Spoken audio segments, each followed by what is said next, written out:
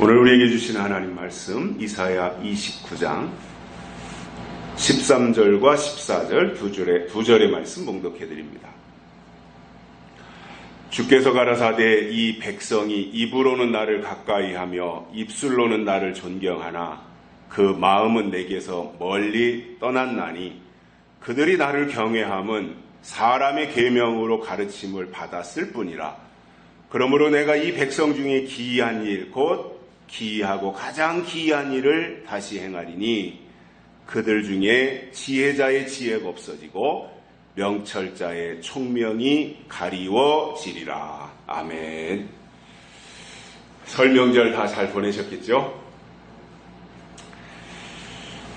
겉과 속이 다른 사람을 가리켜서 이중적이다 또는 표리부동하다 이렇게 말을 하는데, 믿을 수 없는 사람이라고 하는 뜻이고, 그러한 사람들은 어디를 가도 환영을 받거나 인정을 받을 수가 없습니다. 저는 신앙을 이렇게 생각해 볼 때 겉과 속을 똑같이 만드는 것이 신앙생활이다 이렇게 생각을 합니다. 처음에 예수 믿기 전에는 세상에 속해 있던 사람이 신앙을 접하고 나서 하나님의 말씀을 들으면서 점진적으로 똑같이 되어지는, 세상에 속한 사람이 이제 하나님의 모양을 닮아가는 모습으로 바뀌어가는 것이고, 그래서 신앙의 연조가 쌓여가는 것만큼 말씀을 들으면서 그 속에 내공이 쌓여가기 때문에 점점점 하나님과 모양을 일치시키는 이 모습이 만들어지는 것이라고 봅니다. 예수님께서 초림하셨을 때 바리새인들의 가장 큰 문제가 뭐였냐면 겉과 속이 달랐다는 겁니다. 겉으로는 그럴듯하게 포장을 했는지 모르지만 속은 전혀 달랐던 겁니다. 그래서 예수님이 그들을 지적하시기를 회칠한 무덤과 같다 이렇게 말씀하셨습니다. 겉으로는 하얀색 페인트를 칠해놨기 때문에 예쁘게 보였는지 모르지만 그 속에는 송장 썩은 것이 들어있는, 전혀 겉과 속이 다른 형태를 예수님도 바리새인들을 향하여 책망하신 것을 우리가 볼 수 있습니다. 또 예수님께서 거짓 선지자들을 향해서 말씀하신 것을 보면 거짓 선지자들을 삼가라. 그들은 양의 옷을 입고 너희에게 나오지만 속에는 노략질하는 이리가 들어있다 이렇게 말씀하셨습니다. 겉으로 볼 때는 양의 옷을 입었으니까 양처럼 보이고 순하게 보이고 착하게 보이고 그랬을지 모르지만 속에는 이리가 들어있다는 거예요.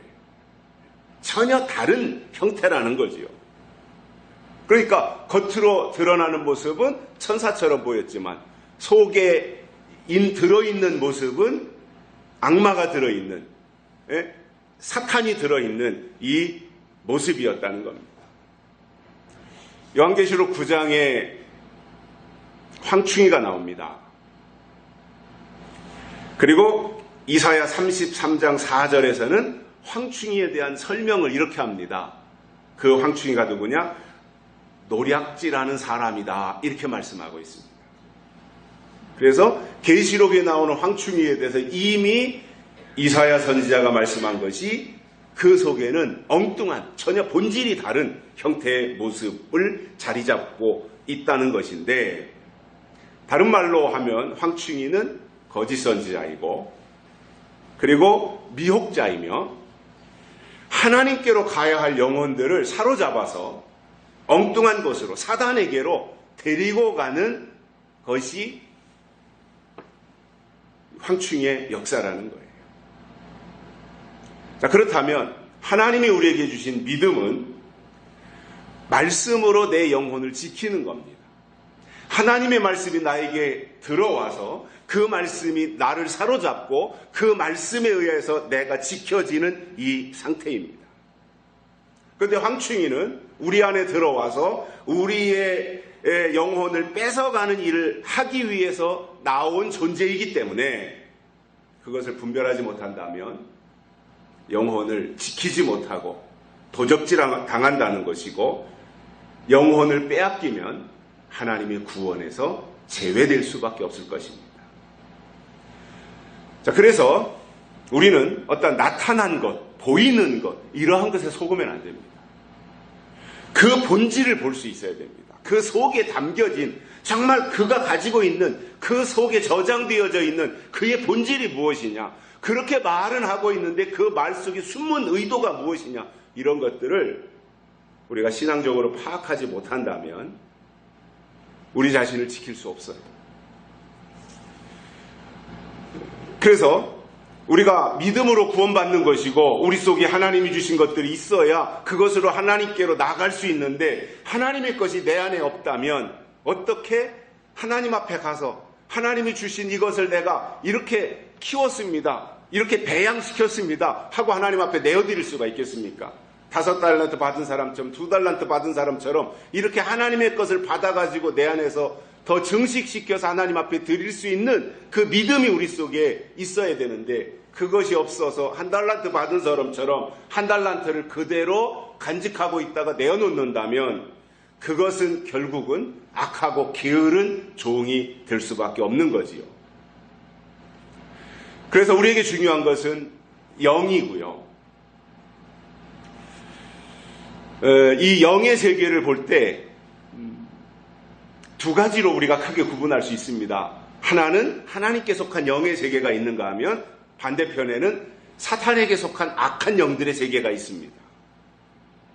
그런데 문제는 이겁니다. 하나님께 속한 영이 있는 거 알고 사탄에게 속한 영의 세계가 있는 두 영의 세계가 각기 다르게 서로 대적하며 있는 것은 알고 있는데, 이것이 마지막 때가 되면서 하나님의 영도 교회 안에서 역사하고 사단의 영도 교회 안에서 역사한다고 하는 이 사실을 모르고 있다는 거예요. 자, 물론 은혜 시대 때는 사단의 영은 세상에서 역사했어요.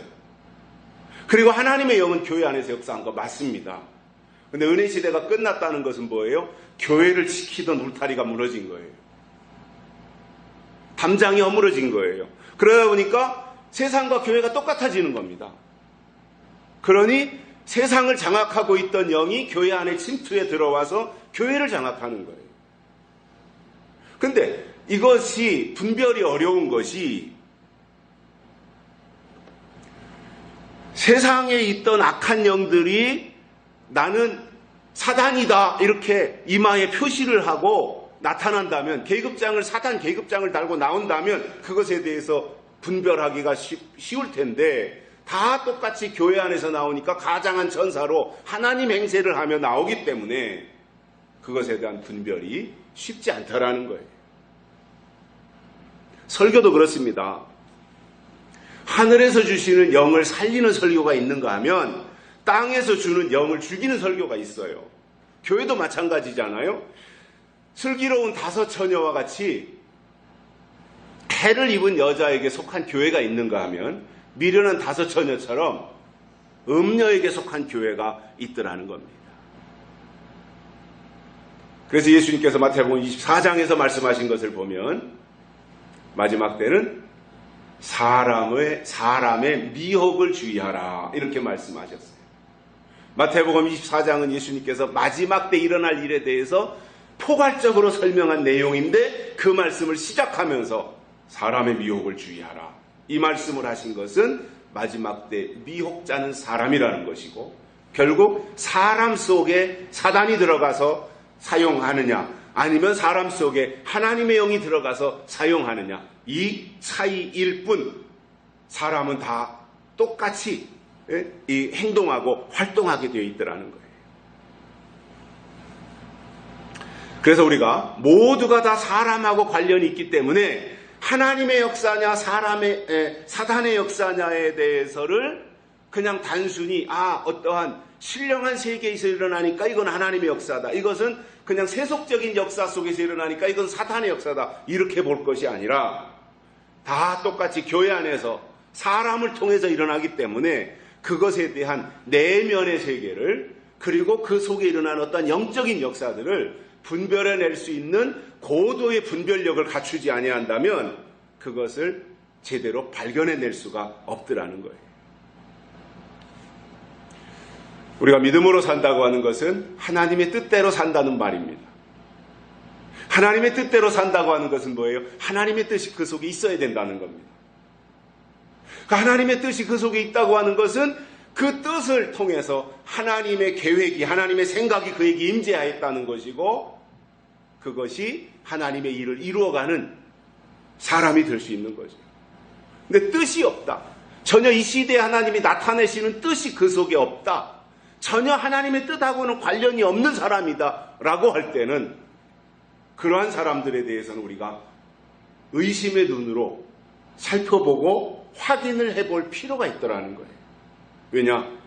마지막 때는 다 미혹의 영이 교회 안에서 사람을 통해서 역사하기 때문에 더 심각한 것은 설교자라고 하는 모습으로 나타나서 역사하기 때문에 그것에 대해서 육신의 눈만 가지고는 발견해내기가 쉽지 않더라는 것입니다. 그래서 우리가 중요한 것은 영적으로 깨어있는 것이고요. 이것이 낮에 속한 신앙이라고 바울이 데살로니가 전서에서도 말씀하고 있는데, 오늘 이 본문 말씀을 통해서 이사야 때 이스라엘 백성들의 영적인 상태와 영적 수준이 어땠는가에 대해서 세 가지를 깨닫고 은혜를 받겠습니다. 첫째로, 입술로는 가까이 했다 이렇게 말하고 있습니다. 입으로는 가까이 했습니다. 그들이 하나님에 대해서 입으로는, 말로는 가까이 하더라는 거예요. 우리가 살아가면서도 말로는 얼마든지 잘할 수 있잖아요. 말로는 충성할 수 있고 말로는 무슨 일이든지 다 잘할 수 있을 거예요. 말로만 하는 것이라면. 그런데 말은 그럴싸하게 했는데 전혀 본질이 다르다면, 말한 것과 그 속에 담고 있는, 그 마음속에 품고 있는 생각이 다르다면 그것은 디도서에 나오는 말씀처럼 입으로는 시인하나 행위로는 부인하는 사람이 될 수밖에 없더라는 겁니다. 그래서 하나님은 이사야를 통해서 이렇게 말씀하셨습니다. 13절에서 이 백성이 입으로는 나를 존경하나 그 마음은 내게서 멀리 떠났나니, 이렇게 지적하고 있는 것입니다. 중요한 것은 입술의 고백과 함께 마음까지 하나님을 경외해야 되는 것이 맞아요. 내 입술에 그 고백이 있다면 내 마음이 이미 그분에게 가 있어야 되는 거잖아요. 그런데 입술은 그렇게 말했는데, 말로는 그렇게 고백했는데 실제로 그 속에 담고 있는 생각, 품고 있는 마음들은 전혀 다르다면 그것은 하나님으로부터 격리되어진 사람이라고 볼 수밖에 없다라는 거예요. 또 어떤 경우도 하나님께로부터 그에게 도움이 임할 수 없다라는 거예요. 그럼 왜 그렇게 되겠습니까?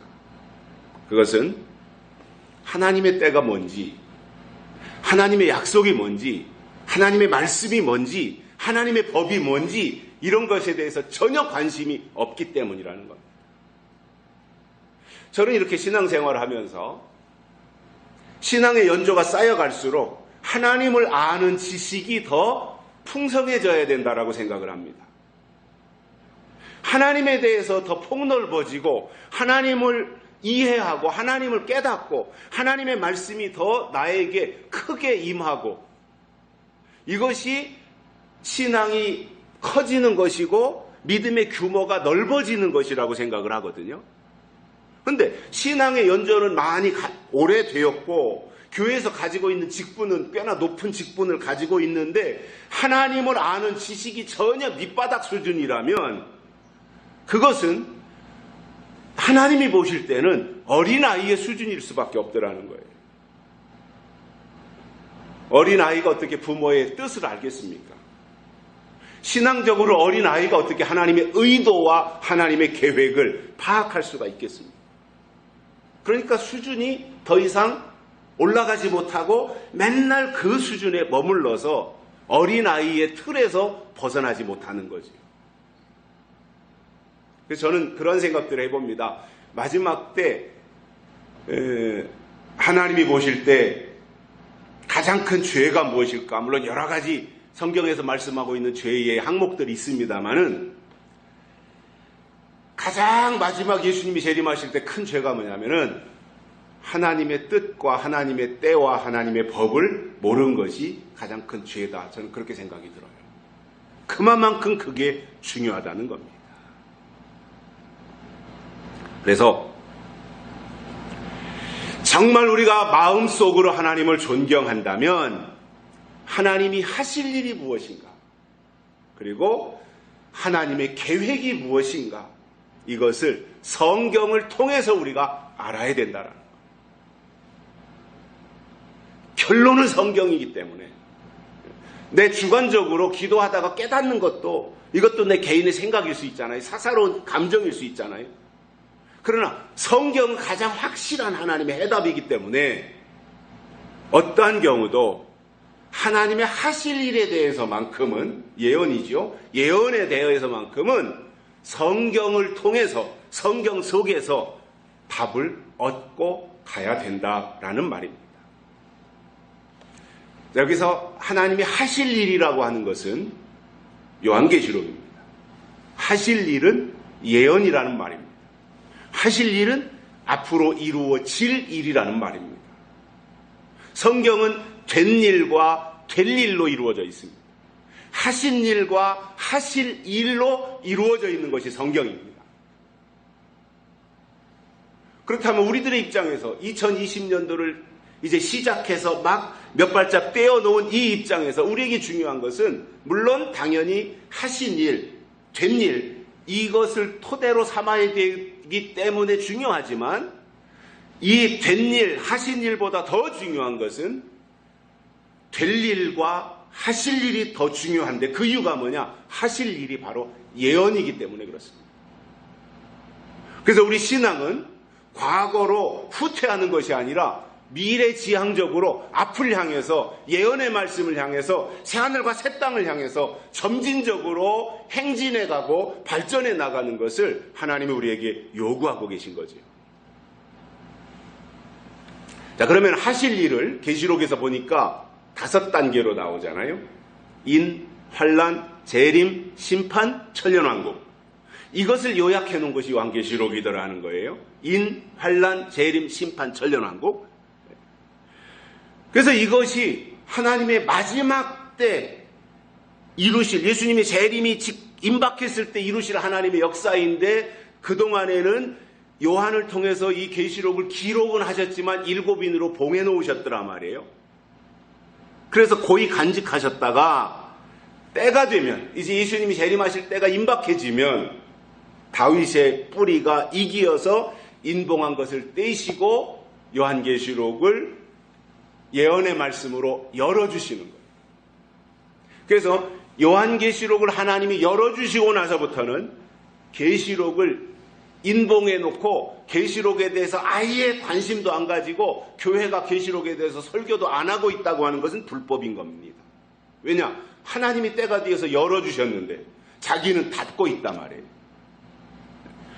그래서 하나님의 뜻대로 간다고 하는 것은 하나님의 의도대로 우리가 이끌림 받는 거고 인도함 받고 살아가는 것이 될 것입니다. 그래서 예언에 속한 사람은 마음이 하나님께 가 있는 사람이고 하나님의 것으로 채워지니까 하나님과 소통이 되는 거잖아요. 그러니 그 사람은 동행이 가능하게 되는 거죠. 저는 가끔씩 그 차를 운전하고 다니면서 기도할 때가 있습니다. 물론 그때는 눈을 뜨고 기도하죠. 근데 그때 기도하면서 저는 그런 마음가짐으로 합니다. 하나님 저를 도와주십시오. 내가 이러한 일들을 감당할 수 있도록 지혜를 주시고 감당할 수 있는 능력을 주십시오. 하나님의 남은 일에 제가 가장 작은 부분에서라도 쓰임받게 해주십시오. 이러한 나름대로의 이제 차를 운전할 때도 기도하는 마음으로 다닐 때가 있어요. 그 이유가 있지요.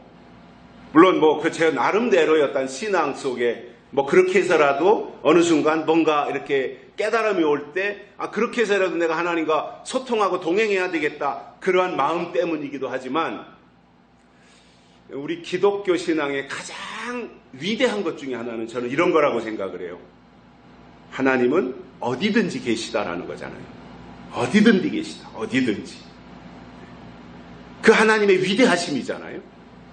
근데 그렇게 그러한 생각을 전제해서 비교해 볼 때 불교 같은 경우는 불공을 드리기 위해서 절에 가야 됩니다. 왜냐하면 부처는 절에 머물러 있기 때문에 그렇습니다. 그래서 절을 향해서 가야 됩니다. 우상 숭배하는 사람들을 보니까 어느 곳에다가 우상을 만들어 놓든 아니면 거기에 의미를 부여해서 우상화시키든 그렇게 해놓고는 그 우상이 있는 곳으로 갑니다. 그리고 거기에 가서 뭔가 자기 소원을 빌든지 하는 것을 보게 됩니다.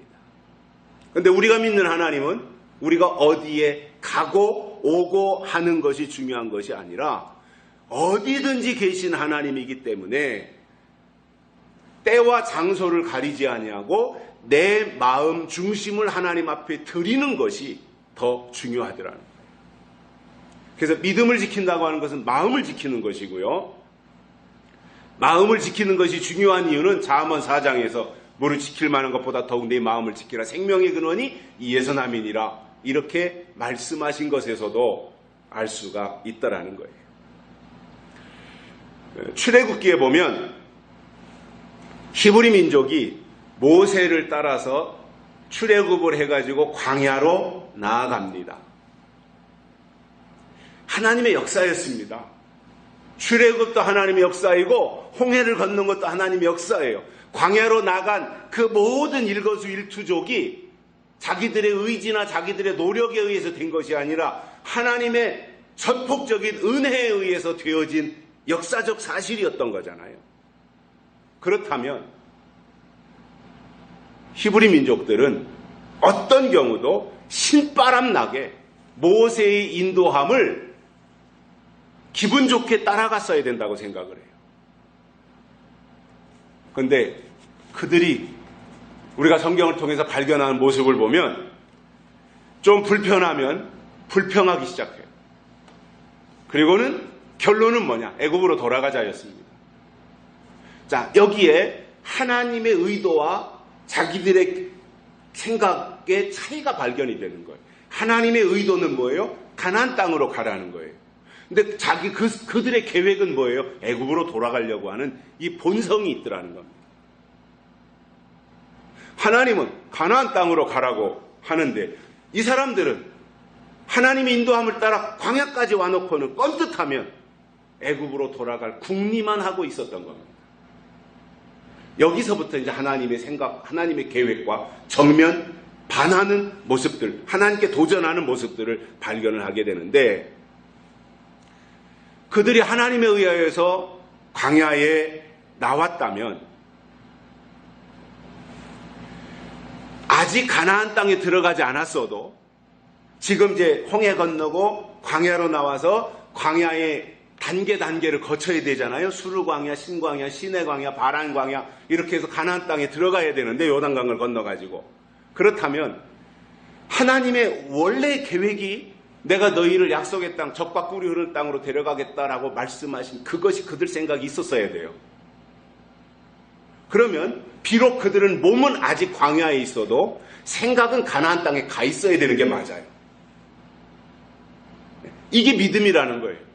생각이 먼저 하나님의 계획 가운데 있는 가나안 땅에 가 있어야 돼요. 그런데 그들의 생각은 광야에 나와서 애굽으로 돌아가 애굽 땅에 머물러 있었더라는 거예요. 이 엄청난 차이입니다. 이 차이. 그러니까 출애굽한 히브리 민족들의 문제가 뭐였냐면 육신은 출애굽을 했는데 생각은 출애굽을 못하고 있었던 거예요. 생각은 여전히 애굽 땅에 머물러 있었던 거예요. 그래서 우리가 육신이 출애굽을 했다면 생각의 출애굽도 같이 이루어져야 오히려 생각은 더 저만큼 앞서서 가나안 땅까지 가 있기를 하나님이 원하고 계시더라는 거예요. 생각은 제한이 없는 거잖아요. 지금 우리가 여기에서 하나님의 계획을 생각하고 있지만 이 자리를 떠나가서는 성경을 통해서 하나님의 계획이 이런 거구나. 앞으로 이런 역사를 통해서 하나님의 의도가 천년왕국 우리 땅에 건설하시는 거구나. 이러한 것들을 우리가 생각 속에서 점령해 갈 수 있는 거더라 말이에요. 그 다음을 이렇게 점령해서 정복해서 내 것으로 만들면 그 앞서가는 생각에 따라서 내 육체가 그리로 향해서 인도함 받고 나갈 수 있는 이것이 하나님의 사람들에게 주시는 하나님의 축복인 거지요. 그런데 사람들은 그것을 축복이라고 생각하지 않는 거예요. 뭔가 번영해야 되고 뭔가 부여해야 되고 뭔가 많이 가져야 되고 이것을 축복이라고 생각하는 거예요. 저는 마지막 때 교회가 병든 원인 중에 하나가 바로 이 번영신학이 교회 안에 들어온 이후로 교회가 병들고 무너졌다 생각합니다. 그러다 보니 그렇게 은혜시대의 신앙생활한 이유가 은혜시대의 제도가 그런 거 아니에요? 은혜시대의 법이라고 하는 것이 예수 잘 믿고 영원히 천국에 가는 거예요. 이게 은혜시대의 법의 목적이지 않습니까? 그게 예수님이 십자가에 달려 죽으시고 우리의 죄를 다 사하신 이후에 그 예수 그리스도를 믿고 영접하면 내 영을 천국으로 데려가시는 거. 이게 은혜시대의 법이지 않습니까? 그런데 이 마지막 때가 되면서 교회 안에 기복신앙이 침투해 들어오고 번영신학이 들어오면서 천국 가는 신앙은 뭔가 퇴색되어지고 땅에서 뭔가 누리고 잘 먹고 잘 사는 이러한 식으로 변형되어진 거예요. 그러니까 하나님의 계획에서 벗어난 겁니다. 그러다 보니 원래 하나님의 의도가 사라져버리고 엉뚱한 것이 그 자리를 대신한 거예요. 그러다가 뭔가 좀 자기들 의도대로 안 되고 불편하면 자꾸만 옛날로 돌아가려고 하는 이 본능이 나타나는 이것이 인간의 죄성이더라는 겁니다. 저는 그렇게 생각합니다. 우리의 육체가 하나님의 인도함을 따라서 애굽을 벗어나는 것도 중요하지만 더 중요한 것은 하나님의 뜻을 깨닫고 생각의 출애굽도 동시에 있어서 육체와 정신이, 육체와 생각이 같이 광야를 잘 진행해서 약속의 땅 가나안 땅에 들어가는 그 목적지까지 생각과 육체가 동시에 진행이 됐어야 되는데 히브리 민족들은 그러지 못했더라는 거예요. 그러니까 몸 따로 생각 따로 이러한 모습이었던 거지요. 그러니까 여전히 방황할 수밖에 없는 거예요. 뭔가 일치되어야 되는데 늘 갈등이 일어날 수밖에 없는 거예요. 그러니까 그들이 늘 방황하면서 하나님의 계획과 다른 생각들을 품을 수밖에 없었던 거죠.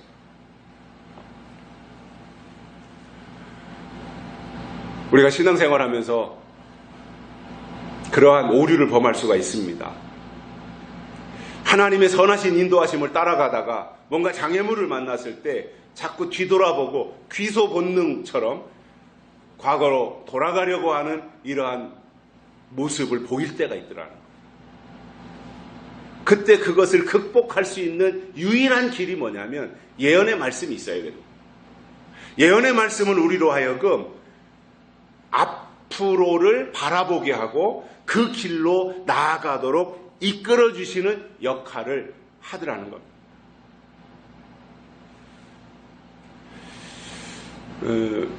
미리미리 준비하는 것이 믿음이고요. 이 세상에서도 미리 준비하는 사람들이 그러한 일을 만났을 때 피해갈 수 있잖아요. 예방주사라는 게 그런 거잖아요. 어떠한 질병이 오기 전에 미리 예방주사를 맞아서 내 몸으로 하여금 그것을 적응할 수 있도록 또 그것을 물리칠 수 있도록 하는 예방주사 효과라는 게 그런 거잖아요. 저는 믿음에도 하나님께서 고난이라고 하는 것을 통해서 연단이라는 것을 통해서 미리미리 예방주사를 놓으시고 그 다음을 극복할 수 있는 힘을 제공해 주시는 역할을 하시기 때문에 미리미리 우리가 대책을 세우고 대비를 하고 성경을 통해서 우리가 깨닫고 그 다음으로 우리가 전진해 나가는 이러한 모습들이 필요한데, 나중에 무슨 일을 만나고 나서 돌이켜 생각하면서 아이고 그때 그 말을 할 때 내가 그렇게 할 걸, 이렇게 하면 이미 늦은 거잖아요. 할 걸 하면 이미 지나간 거잖아요. 아이 그때 그렇게 할 걸, 이거는 늦은 겁니다. 근데 이거는 다행인 건 이거죠. 아, 큰일 날 뻔했네. 이것은 결과는 피할 수 있는 상태잖아요. 아, 큰일 날 뻔했네. 아직은 기회가 있다는 말이잖아요. 큰일 날 뻔했다는 것은. 그러니까 우리가 살아가면서 우리의 신앙이 뭔가를 하나님의 때를 준비하고 하나님의 날을 대비하고 이렇게 나가는 것이 우리의 신앙 생활이라면, 그때그때 주신 하나님의 지혜를 공급받아서 껄이 아니라 뻔으로라도 우리의 이 생각들이 점진적으로 조정이 되어져서 환란에 빠진 다음에 아유 그때 그렇게 할 걸 하면은 이미 환란 속에 들어갔으니 거기서 벗어나지 못하지만 아유 참 다행이다, 그때 그렇게 하길 참 다행이다, 이렇게 생각하는 그 마음을 가진다면 그는 그래도 하나님의 선하신 인도함을 따라가는 모습이 될 수 있다라는 거예요. 하나님이 우리에게 원하시는 것은 우리의 마음입니다. 하나님은 우리에게 마음을 달라는 겁니다. 내 마음을 내게 내놓아라. 에레미야 선지자를 통해서 주시는 말씀도 그런 거였습니다. 이스라엘 백성들이 하나님께 제사를 드리고 제물을 드려요. 이런저런 가진 걸 갖다가 다 그들은 절기를 제대로 지키고 안식일도 제대로 지키는 그러한 모습이었는데, 에레미야 선지자가 그들에게 책망한 것이 그겁니다. 마음은 내게서 멀더라는 거예요. 제물은 드리고 제사는 갖다 제사는 드리고 제물은 바치는데 마음은 내게서 멀더라. 하나님은 제물을 드렸다면 이미 마음이 하나님께 가 있어야 된다, 그거예요. 예배를 드렸다면 마음이 이미 하나님께 가 있어서 예배를 드릴 때 그 예배가 합당한 게 되는 거예요. 근데 예배를 드리는데 마음은 딴 데 가 있어 머무르고 있다라고 할 때 그것을 하나님이 에레미야 선지자를 통해서 책망하신 것을 성경을 통해서 발견하게 됩니다. 하나님 우리에게 원하시는 것이 마음이라면, 그리고 우리가 예배 행위 모든 것이 다 결국은 내 마음을 하나님께 드리는 과정이라면, 우리가 더 신중하게 마음을 드리는 이 태도를 가져야 되는데, 이사야 때 당시에 이스라엘 백성들은 마음이 전혀 딴 데가 있었다. 그래서 그것을 하나님이 책망하셨다라고 하는 것을 알 수 있고요. 두 번째로는 입술로는 존경했다 이겁니다. 입술로는 하나님을 존경하더라 이스라엘 백성들이.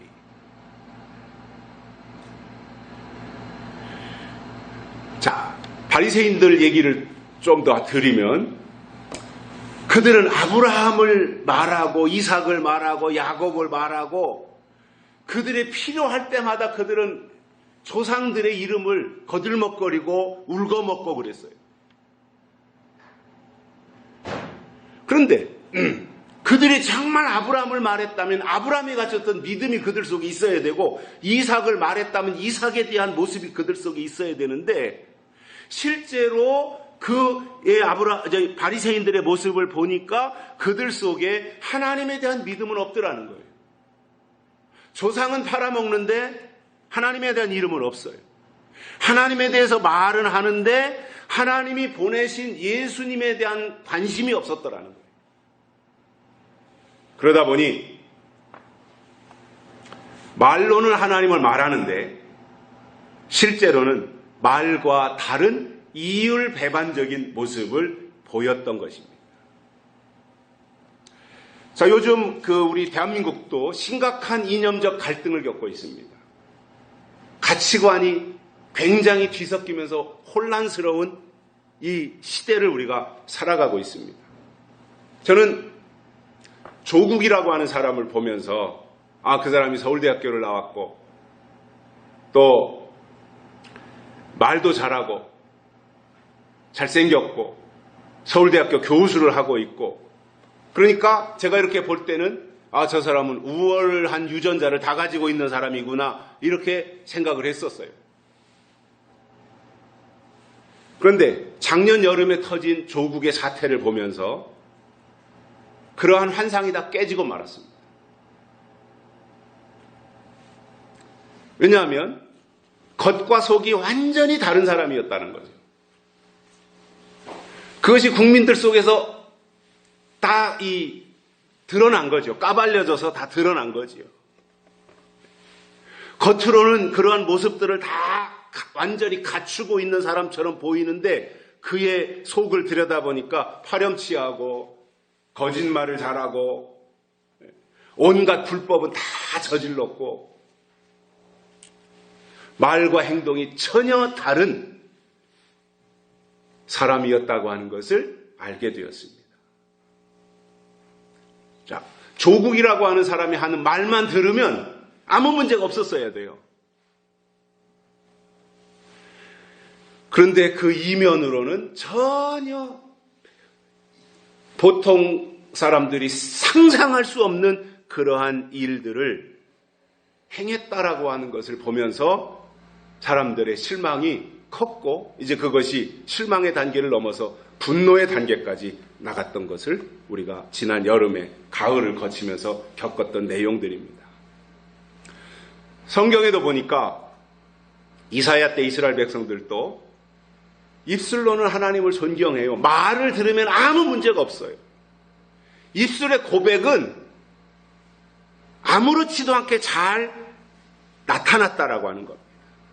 그런데 실제로 그들의 내면에 들어가 보니까 마음이 하나님에게서 떠나 있었다 이거예요. 이게 문제가 됐던 거예요. 말과 생각이 달랐던 거지요. 그래서 예수님께서 그러한 지적을 하시잖아요. 나더러 주여 주여 하는 자마다 다 천국에 들어갈 것이 아니요 다만 하늘에 계신 내 아버지의 뜻대로 행하는 자라이 들어가리라. 예수님이 말에 속지 않는다는 겁니다. 결국은 하나님의 뜻이 그 속에 있어서 뜻대로 행하는 마음을 가지고 있느냐 안 가지고 있느냐 하나님은 마음을 감찰하시더라는 겁니다. 세 번째로는 사람의 계명으로 가르침을 받았다 이렇게 말씀하고 있습니다. 이사야 당시에 이스라엘 백성들은 사람의 계명으로 가르침을 받는 자들이었다 이거예요. 진짜 믿음이 뭐예요? 우리가 신앙생활 하는 게 뭐예요? 그냥 누구 도와주고 누구 적선하기 위해서 신앙생활 하는 것이 아니라 결국은 하나님 앞에 나와가지고 나 한 사람 한 사람이 하나님의 계명을 받아서 그 계명을 내 속에 간직하고 그 계명을 지키는 사람으로 내가 이렇게 다듬어지고 만들어지기를 원하기 때문에 우리가 신앙생활을 하고 있는 것인데 그러한 계획을 가지고 그러한 목적을 가지고 하나님 앞에 나왔는데 사람의 계명으로만 가르침을 받는다고 하면 하나님의 의도에서 벗어나는 거잖아요. 자, 여기서 사람의 계명이라고 하는 것은 지나간 법입니다. 예수님 초림 때로 말한다면은 율법이 지나간 법이죠. 초림하셨을 때 입장에서 보면 지금으로 본다면은 은혜 시대에 속해 있던 모든 제도입니다. 이것이 사람의 계명이라는 거예요. 사람에게서 나온 것들, 또 지나간 것들. 그러면 우리가 하나님 앞에서 신앙을 지켜나간다고 그럴 때 우리의 신앙생활이라고 하는 것은 하나님이 때를 따라 주시는 말씀을 받는 것이고 우리 속에 그 말씀이 임재하는 것이고 그리고 그 말씀에 의해서 내가 새로 지으심을 받고 그리고 그 하나님의 목적을 향해서 내가 나아가는 이것인데 믿는다고 하면서 정작 중요한 하나님의 계명은 다 배제시켜버리고 사람의 계명으로만 가르침을 받고 있다면 그것을 어디에다가 쓸 수가 있겠냐 그거예요. 그래서 어렵게 생각하면 굉장히 어렵지만 단순하고 쉽게 생각하면은 또 간단할 수도 있는데 결국 믿음을 지킨다고 하는 것이 뭐냐면 하나님이 주신 계명을 지키는 겁니다. 하나님을 사랑한다라고 하는 것은 하나님이 주신 계명을 지키는 겁니다. 그래서 하나님에 대한 계명이 내 안에 있어야지 계명은 없고 그냥 내 어떤 감정이 앞서서 내 감정으로 나타난다고 할 때 그것은 하나님의 뜻과는 전혀 다를 수가 있어요. 그래서 잠언에 보면 내 율례를 지켜라, 내 계명을 지켜라, 내 명령을 지켜라 이러한 말씀들을 계속해서 주시는 이유가 뭐냐면 결국 하나님의 계명이 내 안에 임하고 내게 주신 계명을 내가 끝까지 지키는 것. 이것을 성경은 우리에게 믿음을 지키는 것이다라고 이렇게 말씀을 해 주시는데 그렇다면 계명이 나에게 있어야 되잖아요. 하나님 주신 계명이 우리에게 있어야 되는데 계명이 어떻게 우리에게 임하느냐면 약속의 말씀을 통해서 우리에게 계명이 임하는 것이고 그래서 계명이 임하면 그 계명을 이제 하나하나 지켜나가는 거잖아요. 그래서 구약에서는 십계명을 계명으로 주신 거잖아요. 십계명 지키면 되는 거잖아요. 또 넓게 말하면 율법을 지키는 거잖아요. 신약에 와서는 내가 새 계명을 너에게 주노니 말씀하시잖아요. 그 새 계명을 받아야 되는데 그 새 계명의 핵심이 뭐였어요? 위로는 하나님을 사랑하고 아래로는 네 이웃을 내 몸과 같이 사랑하라. 이것이 은혜 시대에 주셨던 새 계명이었단 말이에요. 그러다가 마지막 때가 되어지면 요한계시록을 예언의 말씀으로 우리에게 계명으로 전달해 주시기 때문에 그 시대에 주신 하나님의 계명 또는 하나님의 명령 이것이 우리에게 있어서 그것을 따라가야 하나님이 그를 믿음으로 인정하시는데 하나님의 계명이 없으면 그에게는 사람의 계명밖에는 없더라는 겁니다. 그것은 하나님하고는 전혀 관련이 없는 거지요. 그래서 교회가 어떠한 곳이냐라고 할 때 저는 이렇게 생각을 합니다. 하나님의 계명을 가르치는 곳이 교회다라는 거예요. 하나님의 계명이 있어야 돼요. 자, 계명이 없으면 믿음이 없는 것인데 결국 믿음은 약속이라고 하는 것에서 나오고 약속은 그 시대에 주신 하나님의 계명에서 약속이 나오는 것인데 계명이 없으면 어떻게 되는가라는 거예요. 계명이 없을 때 어떻게 되는가에 대해서 14절에서 이렇게 말씀을 하고 있습니다.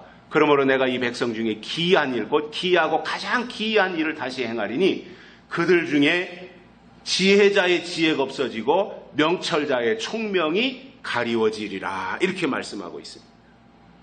자, 명철이 또는 총명이 없어진다라고 하는 것은 하나님의 일이 아니라는 말이고 성령이 없다는 겁니다. 자, 구약에서도 이스라엘 백성들에게 가장 큰 비극이 뭐였냐면 선지자들을 보내지 않는 거예요. 결국 선지자들의 입에는 하나님의 말씀이 있잖아요. 선지자가 없다는 것은 말씀이 없다는 거예요. 이게 이스라엘 백성들의 가장 큰 비극이었어요.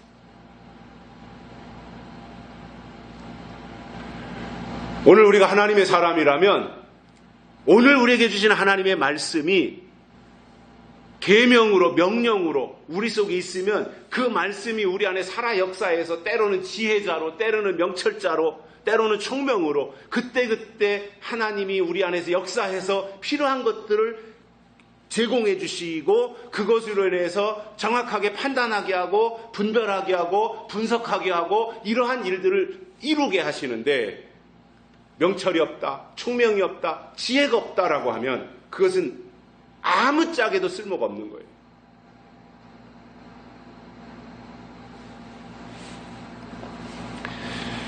하나님의 일은 하나님의 영으로 하는 것인데 그래서 하나님의 사람이라면 하나님의 영이 그 속에 임해야 되고 하나님의 영은 미가서에 보니까 지혜의 영이라 그랬습니다. 지혜가 있어야 된다는 거예요. 그래서 결론적으로 말씀을 드리면 바울이 로마서 8장에서 그리스도의 영이 없으면 그리스도의 사람이 아니다 이렇게 말씀했잖아요. 그것처럼 하나님을 믿는다고 하면서 사람의 계명으로만 가르침을 받는다면 하나님이 그를 책임지실 이유가 전혀 없는 거예요. 뭔가 하나님의 것이 그에게 있어야 되잖아요. 하나님이 주신 것이 그 속에 있어야 되는데 아무리 찾아봐도 하나님의 것이 그 속에 없다면 아무리 주여 주여 했어도 그는 사람의 계명으로 가르침을 받았기 때문에 하나님이 그를 붙잡아 주실 이유가 없더라는 거예요. 우리에게 중요한 것은 하나님의 계명이고 그 계명은 요한계시록에 자세하게 기록이 되어 있기 때문에 계시록의 말씀 속으로 들어가서 이 시대에 우리가 입으로만 주님을 말할 것이 아니라 정말 그 말씀 속에서 주시는 하나님의 계명이 무엇인지 우리의 가슴으로 받고 그것을 내 삶 속에서 이행하고 실천하면서 그 말씀을 지킬 때 하나님이 착하고 충성된 종이라고 인정하신다라고 하는 이 사실을 깨닫고 우리 속에 하나님의 계명이 늘 자리 잡고 생활하시기를 주의 이름으로 축복합니다. 살아계신 하나님 아버지 감사합니다. 오늘 또 우리를 불러주시고 하나님의 말씀을 듣게 해주셔서 감사를 드립니다. 사람의 계명으로 가르침을 받는 자들이 되지 아니하고 끝까지 하나님의 계명으로 인도함 받고 지도받고 가르침 받는 저희들 되도록 축복해 주옵소서. 다시 오실 예수님의 이름으로 간절히 기도드리옵나이다. 아멘. 찬송가 209장 부르시면서 헌금드립니다. 새 찬송가는 285장입니다.